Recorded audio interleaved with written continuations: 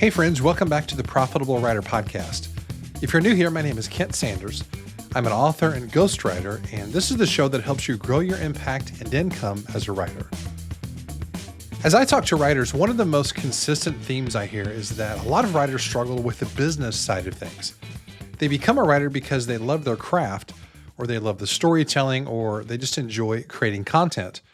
But the need for clear business thinking and processes often comes as a surprise to many writers. And that's exactly why I'm really excited to share this conversation with JD Barker, who's here to help us understand how to navigate the business of being a writer. JD Barker is a New York Times and international best-selling American author whose work has been broadly described as suspense thrillers, often incorporating elements of horror, crime, mystery, science fiction, and the supernatural. He's the best-selling author of Dracul The Fourth Monkey and Something I Keep Upstairs, which is his newest novel, inspired by a real-life haunted house. He brings decades of experience as an author, co-author, and creative entrepreneur. JD is also the co-host of the excellent podcast for writers, Writers Inc. And I have to say, I have listened to many, many episodes of Writers Inc. over the years, and you absolutely should check it out. On today's episode, JD shares his insights about building an author platform, developing income streams, his collaboration with James Patterson, the mindset shifts you need to have as an author, the value of traditional publishing, how ghostwriting can help you build your writing business, and much more. Make sure to check out JD's website, which is jdbarker.com, as well as the Writers Inc. podcast at writersincpodcast.com. And with that, here's my conversation with JD Barker. JD, welcome to the Profitable Writer Podcast. As I mentioned before I hit record, I've been following your stuff for a long time. I love your podcast, Writers Inc. So it's a real privilege just to sit down virtually, of course, and have a chat with you about writing, books, your career, all the good stuff. So welcome. Appreciate your time. Well, thanks for having me. I appreciate it being on here. I'm So, winding down from much coffee today, so you got me on the tail end of my caffeine rush. so I just poured myself, I'm in a co-working space, and I just discovered they have an espresso machine here. So I've Uh-oh. got a little espresso going. I don't actually like how it tastes, but I like the effect of it. Yeah, that's kind of where I'm at. Caffeine's it's a wicked thing because you get addicted to it. Like it ramps up your writing game for sure. But then you need more and more and more and more of it. And like if I go a day without it, I get these crazy headaches. So like I am full on addicted to caffeine at this point. Oh gosh. So is your drug of choice coffee, or do you like energy drinks or other kinds of caffeine? No, it's pretty coffee and water are pretty much the only two things that I drink. That's good. That's good. Boy, the energy drink game has really exploded the last 10 or 15 years. So that's pretty crazy stuff. So, okay, enough about drink choices. Let me dive in here. One of the things that I'm super curious about is your thoughts on your pathways to publishing, because you've published, with lots of major publishers. You've also done indie publishing. You've had every conceivable pathway to getting your books out there. What are your thoughts on how writers should make that choice, and how those opportunities have impacted maybe what you write? And just kind of curious your thoughts on publishing pathways as they exist today, because the landscape, of course, is always changing. Yeah, so I published my first book. It was in 2014, and I indie published it, but ended up selling a lot of copies, which was enough to put me on the radar of the Mm. traditional guys. But I think that experience was very important. One of the things I see a lot of people, I get this question all the time. Should I indie publish? Should I trad publish? Should I get an agent? I really think every author out of the gate should try the traditional route. They should try to query an agent. They should try to get a traditional publisher, and mainly just for the experience of it. Because a lot of times, an author will, they write a book, they send it out to agents, they query a bunch of them, they get a whole bunch of rejections, then they go ahead and I'll just self-publish it, and then they put it up on Amazon and think that everything's going to be okay. And that is really the wrong way to go about doing it. Mm. If you're getting rejections from agents, there's probably a reason. So what you really need to do is drill down, figure out why it's getting rejected, and fix whatever problem that is, and then put it out. One of the biggest issues that I've seen with indie authors is they don't have those particular gatekeepers in place. There's nobody telling Hmm. them no. There's nobody telling them what's wrong. And authors, in the trad world tend to grow as writers because there are, a dozen different people, between that finished draft and publication that review every single book. And that feedback, I think, is extremely important. So what ends up happening, an indie author, they get all these rejections. They put the book out, it gets up on Amazon. Their friends and family read it, they review it, they get 20, 35-star reviews from everybody that they know. And then all of a sudden, the real readers kind of stumble into it, and all of a sudden, it gets a 2-star review, it gets a 3-star review, it gets a 1-star review, and like once because they're finding the things that are actually wrong with the book. And once that happens, you're kind of stuck because you have cemented who you are, to the publishing industry online. Your history Hmm. is there for forever. And next time you go to query an agent, the first thing they're going to do is they Google you. They find one of your books on Amazon. They see that it's ranked at 1.5 million with, an average rating of 2.5 stars. That's who you are to them.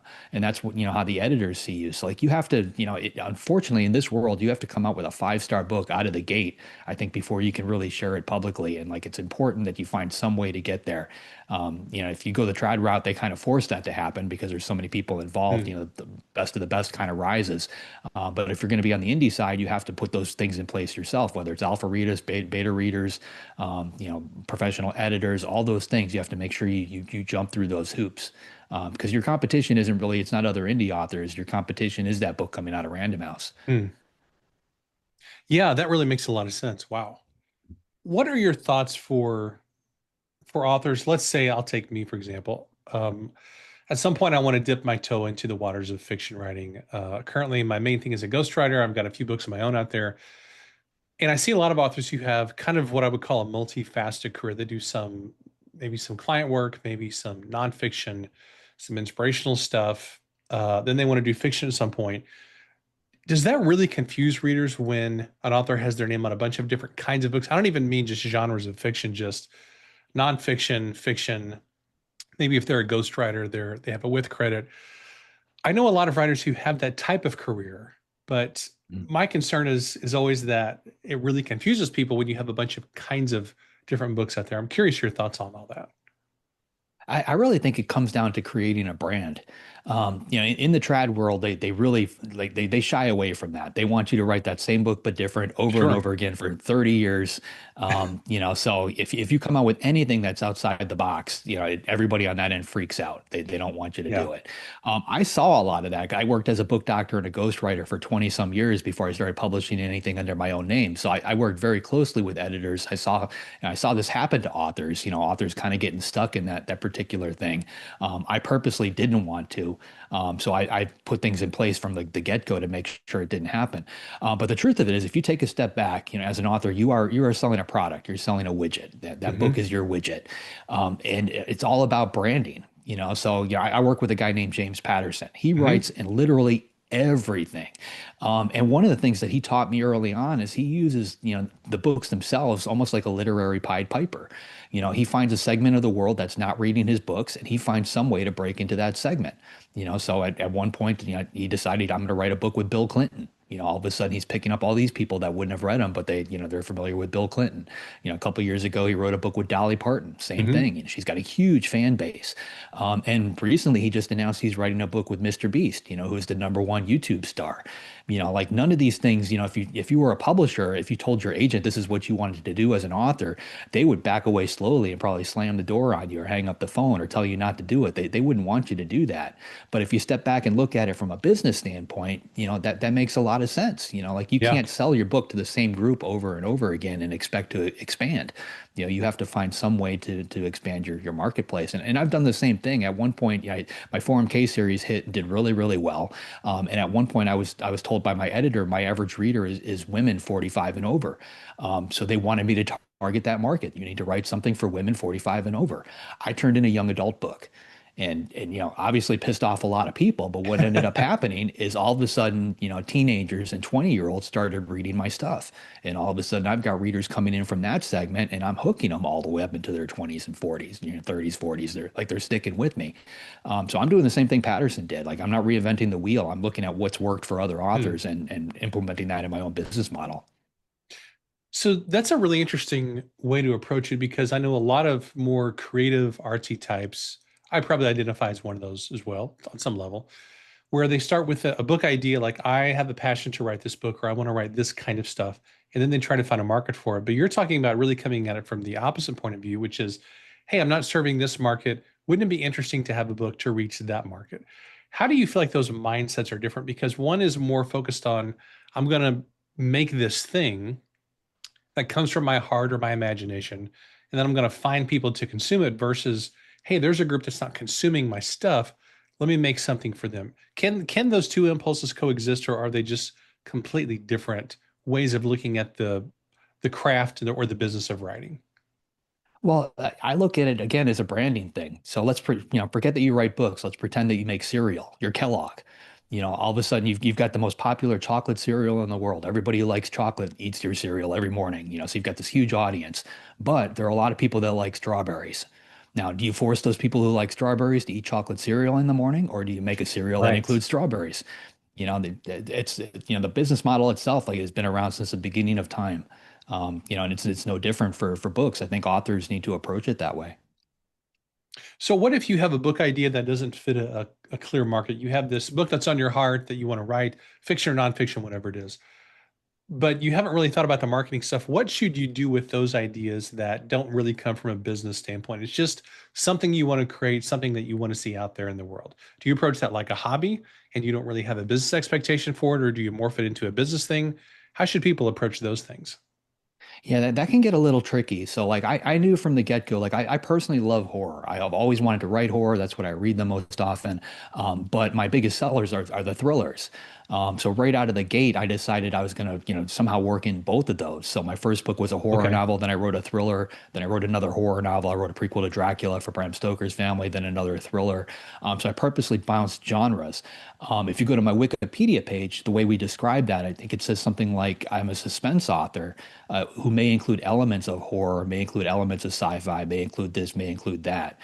So we basically decided that my common thread between all the novels would be suspense, but I can Interesting. branch out into these other segments as long as I keep that suspense thread there, that familiarity, something that the readers are going to identify with. So that works as long as I stick within that, basically an expanded wheelhouse.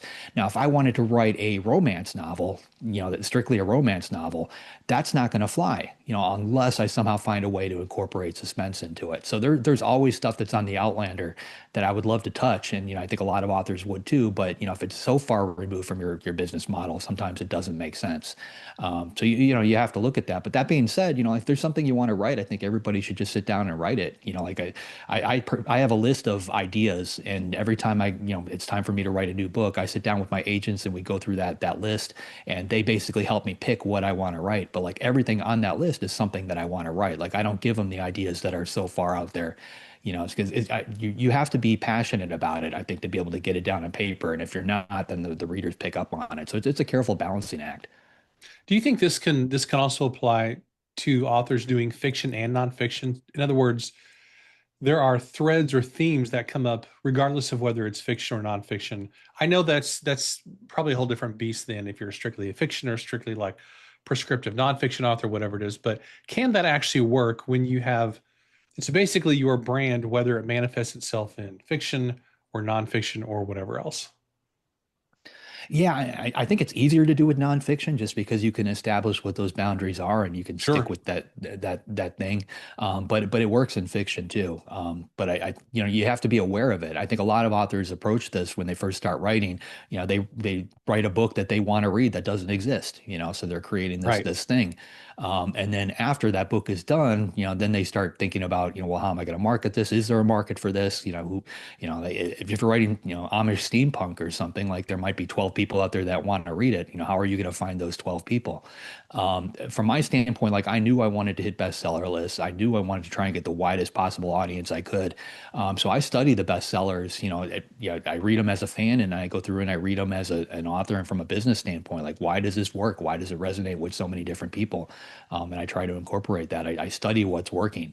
And that's just my business mindset. If you handed me a banana and said next week you've got to make a living selling bananas, I would do the exact same thing, studying the leading banana manufacturers and sellers in the world. It's just the way my mind works. What if you're an author and you're coming at this from a very creative standpoint where I just want to write, I don't want to mess. I hear this from writers a lot. You probably do too. I don't want to do the marketing. It's not something I'm excited about. They sort of always complain about the marketing. That's pretty hard to build a career as a writer if you really hate the marketing, right? Because that's such an essential part of it.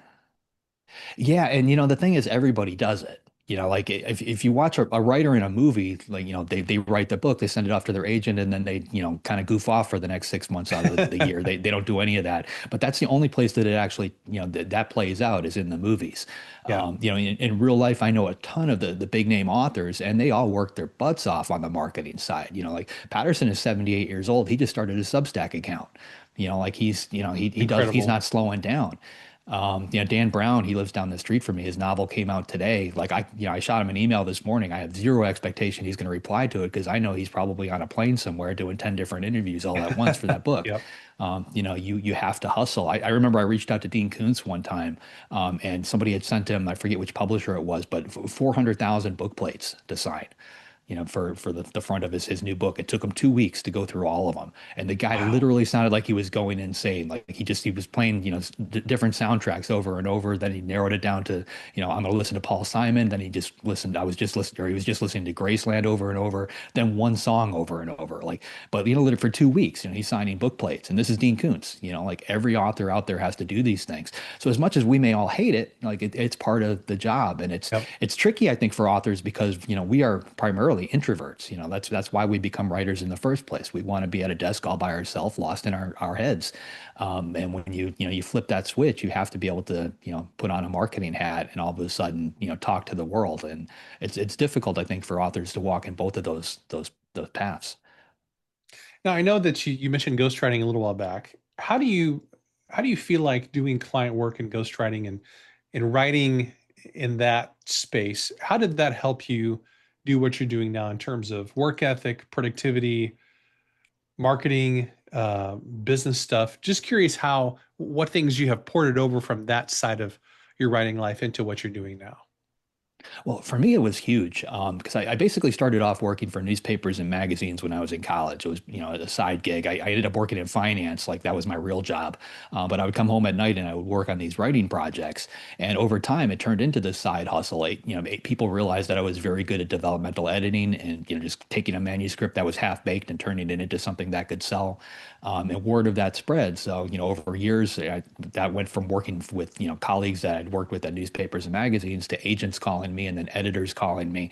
And one of the things that I learned, since then, since having books published on my own, if an editor, they've got a problem with your book, they're going to call you up, they're going to tell you two or three things they love about your book, then they're going to tell you the one thing they really need you to fix, and then they're going to tell you two more things they love about the book before they hang up that phone call. They sugarcoat everything and kind of sandwich the Sure. bad in between the good. When they brought me in as a book doctor or a ghostwriter, they wouldn't hold back. They'd say, "Listen, this guy can't write dialogue to save his life. There's too much exposition going on. We need you to cut 30,000 words." But they didn't sugarcoat anything. They told me exactly what needed to happen to that particular novel in order for it to get over the finish line and, hopefully hit that bestseller list. And, I did that for 20 some years, and just hearing, that behind the curtain talk, really drilled into my head what the folks in New York were looking for and ultimately what the readers wanted. So when it came time for me to sit down and write my own books, all of those thoughts were fresh in my head, and I included as much of it as I possibly could. Gosh, I love that. I love that. A lot of people that I hear who are doing client work of some kind, they sort of act like, well, I'm just doing this until I can do the stuff I really want. But I sort of feel like whatever you're doing, you can learn from it. I mean, every job is ultimately the same on some level Yeah. because you're serving people, you're making people's lives better, you're building relationships, you're delivering the product, whatever that is, with excellence. And you can learn from any job and apply that to any other job. So, to all the people doing client work out there, I think I hope that you go back and re-listen to what JD just said. That's really, really good stuff. Yeah, I mean, I was 43 when I published that first book, and I've often thought, what would have happened if I started publishing in my 20s? And the truth is, I don't think the books would have hit as well as they are now because I had that 20-year learning curve in between there where I really, fine-tuned my craft. We'll get back to the conversation in just a minute, but I want to take a moment to give a big thanks to today's sponsor, Vellum. As a writer, you not only want to write great books, but you also want them to look professionally formatted and give your reader a great experience. And that's why for years, my go-to choice for book formatting software has been Vellum. Vellum gives you the power to build, style, and preview your book and have more fun than you ever thought possible while doing it. Vellum is the go-to choice for Mac users who care about creating beautiful ebooks and print books, and they want to save tons of time in the process. Best of all, you can download Vellum and play with your book's formatting to your heart's content, and you only have to purchase when you're ready to publish. And when you do, Vellum can create ebooks and print books for every platform. To download Vellum for free, visit tryvellum.com/Kent. That's tryvellum.com/Kent. Now let's get back to the conversation. I'm curious about your process of writing fiction. I'm sure people ask you this all the time. And for fiction authors, I'm always curious about how you go about actually crafting a story. Now, if you're collaborating with somebody like Patterson or somebody else, and I'll come back to that here in just a second. I'm sure that's maybe a different process, but do you start out with an outline? Do you do more of a pantsing thing? How do you go about crafting the structure of your novels? So I've been all across the board when it comes to this too. You can kind of see my bookshelves behind me. Like there's only two books up there that are actually on the process of writing. One of them is Drunk and White. They basically give you every rule you need for grammar in a Hmm. tiny little book. It's only like a quarter inch thick, but it's Yep, I love everything it. you need to know. And the other one is On Writing by Stephen King. And in On Writing, King says that he is a full-on pantser. He comes up with his idea and his characters, and he kind of drops the characters into this crazy scenario, and he has no idea where it's going. He lets it all play out on paper and just kind of feels it out as he's writing. And he feels that if he doesn't know where the story is going, the reader's not going to figure it out. And for me, approaching this, like at the beginning, like that made perfect sense to me. Hmm. So the first couple books that I wrote, I was a full-on pantser. I did it the exact same way Stephen King said to do it, and it worked. But what I typically found is at the end, I would write a book and I'd end up like around 140 to 160,000 words on paper. And then I would have to do a lot of editing, a lot of cutting, and I'd get it down to maybe 100 to 110. It's almost like taking a piece of steak from the grocery store. You just trim the fat off, Right. trim the fat off, get to that lean piece of meat. That's kind of what the editing process for me is like. But that worked, and I did a bunch of books that way. And then I got a phone call one day from Patterson, and he had read Fourth Monkey. And long story short, we decided to meet for lunch and decide if we could work together on something. And he realized I was a pantser. He is a full-fledged outliner. He creates 30 to 50 pages or so for each book before he starts writing it. So it almost seemed like we wouldn't be able to work together because those writing styles are so Hmm. different. He called me up a couple months later. And he said, "You know what? Let's try it your way. Let's try to pants a novel." So I'm the only guy who's ever gotten Patterson to actually pants a novel. So I would write a chapter, paint him into some kind of crazy scenario, send it off to him, thinking he's never going to get out of this. And then, he would send me pages back 15 minutes later. And not only did he get out of it, but he put me in an even worse position. And we wrote the whole book that way. And it's a very twisty book. It's called The Coast to Coast Murders. But at the end, there was a lot of editing involved and a lot of cleanup that had to happen. When we finished it up, he called me and he said, "Listen, now we're going to try it my way. I'm going to send you an outline." So he sent me an outline for a book called The Noise, and I wrote that book with Hmm. them, based solely on the outline. And honestly, like the process was so much faster, so much cleaner, and we got to the finish line with very little editing because we already knew where the story was going before we sat down to start to write. So I've been outlining everything ever since. So the moral of the story is I approached this thinking I was going to convince James Patterson to become a pantser, and ultimately the other opposite happened. He convinced me to become an outliner. I love that. Are there some other things that you've picked up from James Patterson that you have integrated into your own writing in terms of business stuff, mindset, marketing, craft of writing, and probably a list of 100 things, I'm sure. Yeah, absolutely. I mean, we have just as many conversations on the business side of things as we do on the fiction and just coming up with the ideas for the books. But that's honestly it's one of the reasons why I love working with the guy. I mean, he's 78 and like he's going so strong. He tells me that he's slowed down and like I can't even imagine what he was like in his prime if this is him slow. But he is on top of absolutely everything. And like when we've got a book coming out together, he's approving every marketing campaign, every ad that comes out, every line of text. Like he is all over all of it. And I think that's what you really need to do if you want to succeed at that level. What I'm not sure if you know the answer to this. It seems like I read somewhere that he was what in his 40s whenever he published his first novel. Is that correct or something like that? That seems about right. He was working for an ad agency in New York. I He remember wrote the that. Toys R Us theme song for a lot of people remember I was I a Toys did R Us not know kid. that. Yeah, so and his very first book was actually called the Thomas Barrowman number, which I don't even think he owns a copy of that one. It didn't sell that well. His second book was Along Came a Spider, and out of the gate it did okay, but not what he wanted it to do. So he went to his publisher and said, "Listen, I want to film a TV spot." And they're like, nobody does TV for books. He said, I'll pay for it if you guys, if you're on board with it. So he spent $500 out of his own pocket and created a little commercial. And I still remember it. You can probably find it on YouTube. But the voiceover says something like, your wait for the next Silence of the Lambs is over. And it just has a little spider that creeps down from the corner of the screen. And then the title of the book pops in. $500 spend, but that took the paperback for that book and put it on the bestseller list. And that's really what caused James Patterson's career to launch. If he hadn't put his marketing hat on at that particular moment and done that, he'd probably still be working in advertising. I think I did not know that story. Thank you for sharing that. I'm going to look that up on YouTube as soon as we're finished here in a few minutes. I just think it's interesting that there's something about being in your 40s. Now I'm 51 as we're recording this.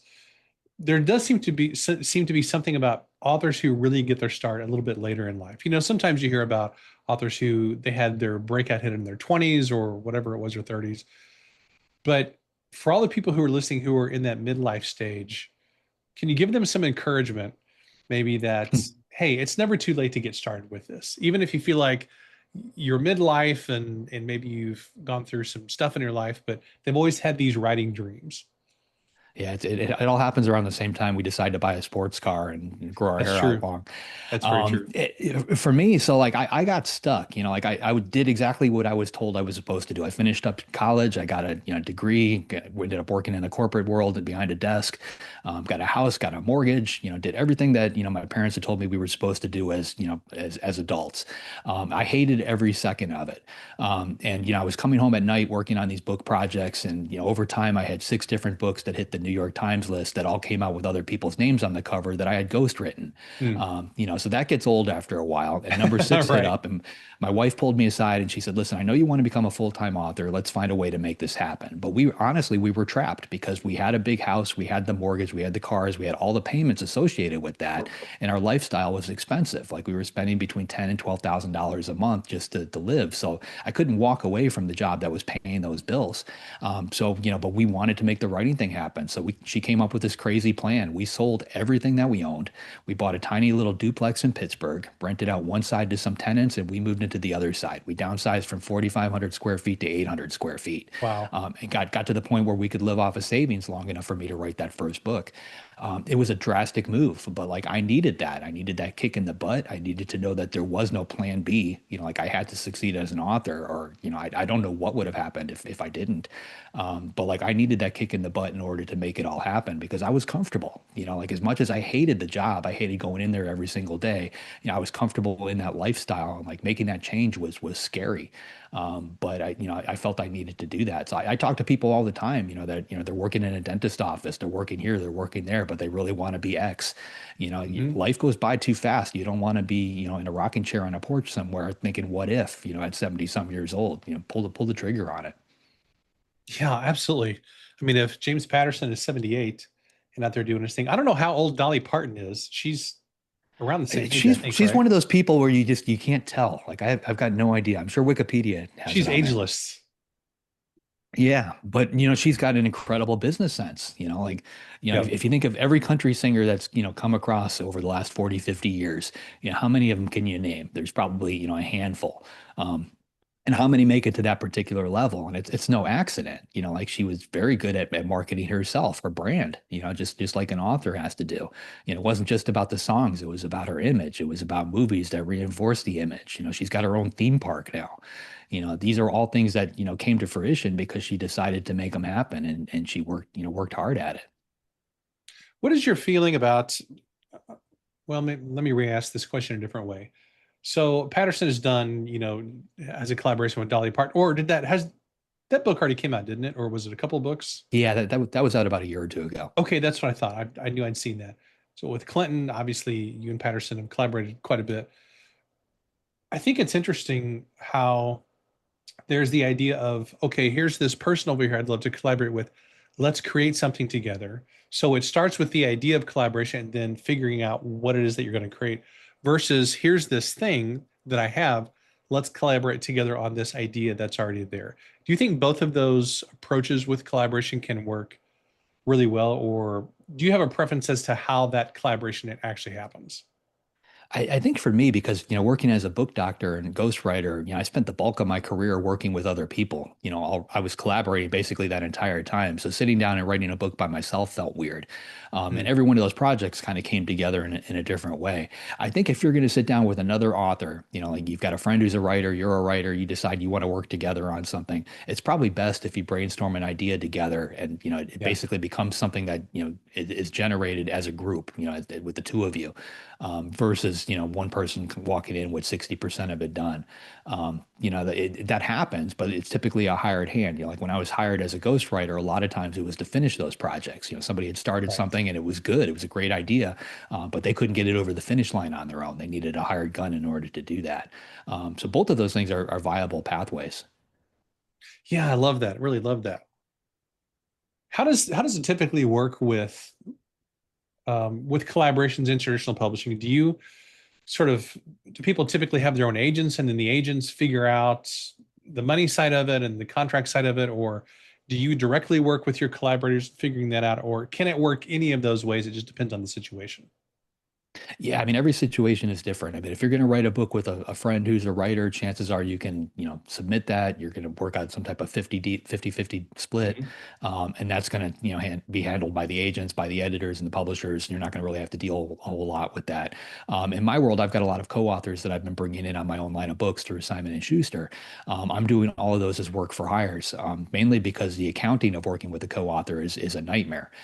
Right. I'm in 150 different countries, so imagine all these, tiny little checks coming in and having to divide that up between multiple people every Yeah. single time for literally forever. So in situations like that, it makes sense to do it as a work for hire. If it's a one-off, though, like I wrote the prequel for Dracula for Bram Stoker's family, that was a collaborative project from the get-go, so we just split everything down the middle. So you just have to look at the project and figure out what business model is going to work best. That totally makes sense. I appreciate that. What do you have coming up that you're most excited about? Ooh, I've got a lot of stuff. I've got a book that just came out called Something I Keep Upstairs. Came out in May. I've got some couple titles that I'm getting ready to announce, not quite ready to talk about them just yet. Right now, I'm in the middle of rebooting. Do you remember a movie called Flatliners I from do. the Kiefer 90s? Sutherland. Yes. Yeah. So it's one of my favorite movies of all time. It came out in 1990. It's got a crazy cast. It had Kiefer Sutherland, Julia Roberts, Billy Baldwin, Oliver Platt, and all at the start of their career. And it's about these medical students who kill each other one at a time and then Yep. bring themselves back to figure out if there's any kind of afterlife. I love that idea. And a few years ago, one of the writers on another project of mine, the prequel to Dracula, his name is Peter Filardi. We got to talking, and he actually wrote the original Flatliners screenplay. So I told him I had an idea to reboot the franchise. At the time, he didn't have the rights, so he wasn't able to do anything. But I got a phone call from him about a year ago, and he said, "Hey, I just got the rights back from the studio. If you still want to do this." Amazing. So we wrote a book to reboot the Flatliners franchise. So it's going to be coming out as a novel first, and then a TV show or a movie after. But we're currently shopping that right now. Oh, that is cool. That is really, really cool. Well, I'm excited about that. I haven't seen that movie in a long time, but it's such a compelling idea. It would be a shame if that were to go to waste. So I love it. Um, well, thank you for this conversation, JD. I've loved every second of this. I want to end with this question here. For authors who really want to become more business minded and become more profitable, what are some income streams for people who are, let's say, primarily for fiction authors? What are the best income streams they could develop? Aside from the books themselves, are there some other things that they should be thinking about, like maybe TV shows or other ancillary products, those kinds of things? Yeah, I mean they're all good. You don't really have a whole lot of control over them, but I do think it's important that you get the right people in your life to make that happen. So I've got multiple agents. I've got a domestic agent. I've got another one who handles all my foreign publishers, and I've got a third agent who does nothing but film and television. Hmm. So if you want to pursue all those things, I think it's important to to have the right players in place for it. I see a lot of authors that they neglect a lot of the little pieces like an audiobook. A lot of authors don't bother with an Right. audiobook. ebook. A lot of authors don't bother with large print, if you're an indie publisher. But these are all segments of the reading population out there that, will purchase your book if you have it out there. So, every time I finish a book, I look at every possible way I can to get it out there and, get it out in all the available formats. I think every author needs to do that. If you're just, putting it up on Amazon through KDP, you're really limiting yourself because, sure, it's an ebook and you've got your paperback available, but because you're doing it through Amazon, you can't buy it at a bookstore. Mm-hmm. Like that's not going to happen. So you've got to look at distributors. There's other ways to get your book out there, but look at the places where you aren't selling. Try to find a way to get through that door. Gosh, I love it. I love it. Well, thank you so much for your time today. This has been an absolute blast. Where can readers go to find out more about all your books, projects, all the cool stuff that you're working on? Easiest place to find anything is at jdbarker.com. I'm on all the social medias at jdbarker. And I'm on Writers Inc. once a week, every Tuesday. I love it. I love it. By the way, what do you feel like, what has podcasting done for your enthusiasm as an author, for your career as an author, your platform? How do you feel about podcasting as a whole? I love it. Initially, like it wasn't something I even had on my radar. And a guy named Jay Thorne approached me at the Horror Writers Convention years back, and he said, "Hey, I'd really like to do a podcast with you." I'm autistic. I've always had trouble speaking in front of a group, so I figured, the easiest way to get over that hurdle is to be forced to do it on an ongoing basis. So, Writers Inc. has been out there. I'm not sure how many years now. We're on episode 300 something. And we've got to talk to literally every big name author out there. And I selfishly book a lot of the guests. Like I had Gillian Flynn on not too long ago, because I wanted to understand what her writing process was behind Gone Girl. Yep. And, writing the screenplay and working with somebody like David Fincher, so when you've got a podcast like that, you can, reach out to those people. And the worst thing that happens is they say no. But Yep. a lot of them have said yes, and like we've picked their brain and gotten the origin stories and some of the biggest names out there. It's a lot of fun.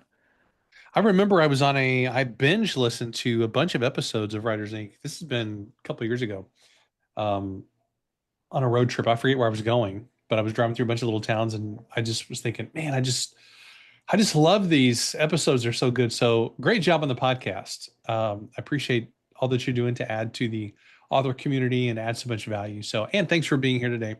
Appreciate that as always. Well, thanks for having me. Absolutely.